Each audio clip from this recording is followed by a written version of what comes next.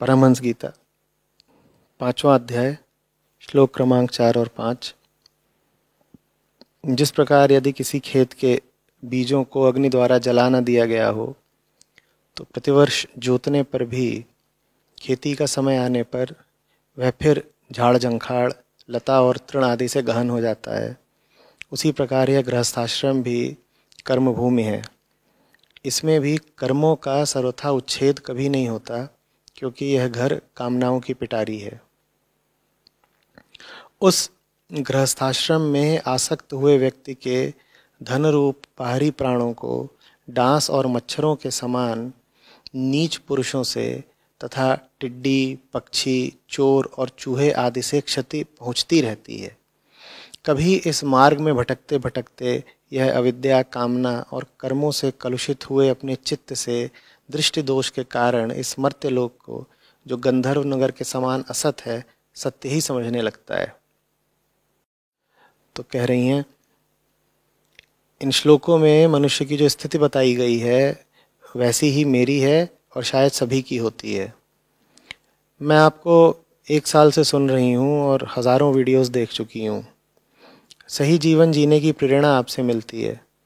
कोशिश करती हूँ कि वैसे जी पाऊँ, निडर होकर, मुक्त होकर और समझदारी से। लेकिन जैसा कि इन श्लोकों में उल्लेख है, समय समय पर भटकाव होता रहता है। मैंने अनुभव किया है कि अब मेरे जीवन में भटकाव ज़रा कम हुआ है, पहले ज़्यादा था। वृत्तियों के प्रभाव में आकर अगर पूरी बेहोशी से कुछ कर रही होती हूँ तो अनुभव होता है कि कुछ गड़बड़ हो रही है। उस स्थिति से अपने आप को निकालने के लिए आपके वीडियोस, संतवाणी और ग्रंथों का सहारा लेती हूँ। आप बताते हैं कि ये संघर्ष तो लगातार चलेगा और लगातार हमें सही का चुनाव करना होता है। इस बारे में आपको बहुत बार बोलते सुना है। प्रश्न तो नहीं है आचार्य जी, कृपया कुछ मार्गदर्शन करें कि जीवन को कैसे और उत्कृष्टता से जी सकूं। मार्गदर्शन यही है कि जो कर रहे हो उसको ही कम मत समझो। अभी सवाल पूछने के पीछे भावना ये है कि इतना कर रहे हैं और ज़्यादा क्या करें। नहीं, और ज़्यादा नहीं करना, जो कर रहे हो उसी को कायम रखना है। तुम्हें क्या लग रहा है ये सब जो कर रही हो आसान होगा इसको बनाए रखना? बिल्कुल नहीं। कहा कि बीच बीच में भावनाओं का, वृत्तियों का प्रकोप चढ़ता रहता है। लिखा है, वृत्तियों के प्रभाव में आकर अगर बेहोशी में कुछ कर रही होती हूँ तो अनुभव होता है गड़बड़ी हो रही है। ये प्रकोप ठंडा तो नहीं पड़ जाने वाला, ये चलेगा और बहुत लंबे समय तक चलेगा। अभी तक हो सकता है सौभाग्य रहा हो कि जब भी वृत्तियां सर पर नाची हों तो सद्बुद्धि आ गई हो तत्काल, और जैसा लिखा कि वीडियोस की तरफ चली गई, संतवाणी या ग्रंथों के पास चली गई और उससे ताप उतर गया।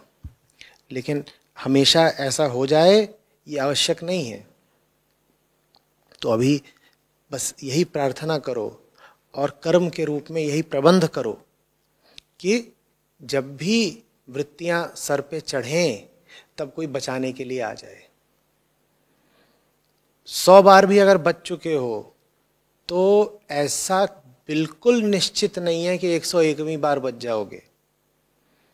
जरा सा भी आत्मविश्वास से मत आ जाना। एक से एक धुरंधर धूल चाटते नजर आए मायालोक में, ऐसे जिनको बहुत यकीन था अपने ऊपर, ऐसे जिन पर दुनिया को भी बहुत यकीन था कि ये तो हिल ही नहीं सकते, इन्होंने तो खंभा गाड़ दिया अंगद के पांव के समान, इन्हें कौन हटाएगा, इन्हें कौन हिलाएगा। जब माया की आंधी चलती है तो इस तरह के बड़े बड़े मोटे मोटे खंभे हवा में घास के तिनकों की तरह उड़ते हुए नजर आते हैं। तो तुम माया की ताकत को जरा सा भी मजाक में मत ले लेना, हल्के में मत ले लेना, उसका कहीं कोई भ्रमवश अनुमान मत लगा लेना। बहुत बड़ी ताकत है उसकी। और अपने अतीत को भविष्य का पैमाना मत बना लेना। अतीत में हो सकता है कि तुम माया से किसी तरीके से बचती आ रही हो। हालांकि यहाँ तुम्हारे अतीत की भी कुल लंबाई साल भर की ही है, साल भर से ही तो सुनना शुरू किया है। तो हो सकता है साल भर में ऐसी कोई घटना ना घटी हो जो तुमको पूरे तरीके से तुम्हारी जड़ से, आध्यात्मिक जड़ से उखाड़ दे। लेकिन कल ही ऐसी घटना नहीं घट जाएगी, कोई भरोसा नहीं, कुछ भी हो सकता है, कभी भी हो सकता है। और जो लोग माया से बहुत समय से बचते आ रहे होते हैं, पक्का समझ लो वो उन पर और ताकत से और ज्यादा शातिर प्रहार करती है। एक तो बात होती है कि जो प्रहार हुआ तुम पर वो ज्यादा ताकतवर था, और दूसरी बात होती है जो प्रहार हुआ वो और ज्यादा सूक्ष्म था, पेचीदा था, छुपा हुआ था, प्रच्छन्न प्रहार। तुम्हें पता भी नहीं चलेगा कि तुम पे प्रहार हुआ है। तुम्हें लगेगा कि तुम्हें कुछ माला हार वगैरह पहनाया गया है, तुमको लगेगा कि अभी जो कुछ हो रहा है ठीक ही तो हो रहा है। ये तुम्हें हो सकता है कभी फिर 2-4 साल बाद, 10 साल, या शायद कभी भी नहीं पता लगे कि ये तो तुम्हारे साथ जैसे किसी ने साजिश करी थी तुम्हें धर्म से, अध्यात्म से हटाने के लिए। स्थितियां ही ऐसी बन जाएंगी कि तुम्हें कुछ जैसे विवश होकर के सत्य से हटना पड़ेगा, अध्यात्म से विमुख होना पड़ेगा। और तुमको ये लगेगा कि मैंने थोड़ी कुछ किया, ये तो स्थितियों का काम है।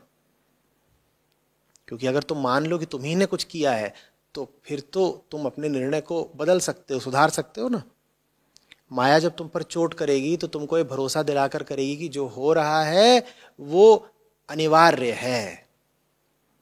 ये अनिवार्य नहीं है, उसमें तुम्हारी बीच में रजामंदी छुपी होती है। अपने आप से बच के रहना, माया को कभी भी हल्के में मत ले लेना, ठीक है। प्रबंध करके रखो, अपने चारों ओर इस तरह की व्यवस्था खड़ी कर दो कि तुम छूटना भी चाहो, गिरना चाहो, भागना चाहो तो कोई और है जो तुमको रोक ले। अपने पे इतना भरोसा मत करना कि मैं तो खुद ही कभी नहीं भागने वाली, क्योंकि तुम तो भागोगे। तो अपने लिए बीमा, इंश्योरेंस करके रखो, अपने लिए बाड़ तैयार करके रखो। अपने ही चारों ओर बाड़ लगा लो कि जब मैं भागूं तो उन बाड़ों में उलझ के गिर जाऊं। यही मैं सलाह दे सकता हूं।